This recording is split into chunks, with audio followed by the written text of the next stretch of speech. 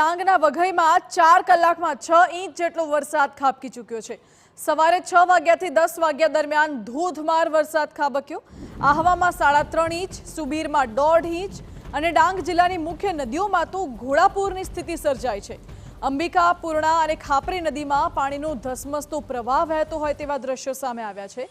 ત્રણેય નદીમાં પાણીની ભારે આવક થતાં નવસારીમાં પણ પૂરની સંભાવના સેવાઈ રહી છે।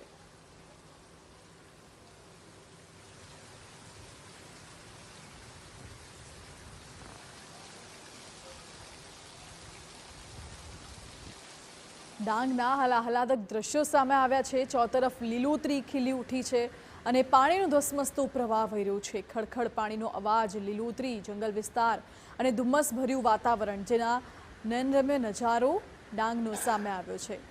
ફરી મેઘરાજાએ ડાંગ પર મહેર કરી છે। 2-3 દિવસના વિરામ બાદ ફરી વરસાદ શરૂ થતાં વાતાવરણમાં ઠંડક પ્રસરી ગઈ છે અને ગુજરાતનું એકમાત્ર હિલ સ્ટેશન જ્યાં સહેલાણીઓ ઉમટી રહ્યા છે।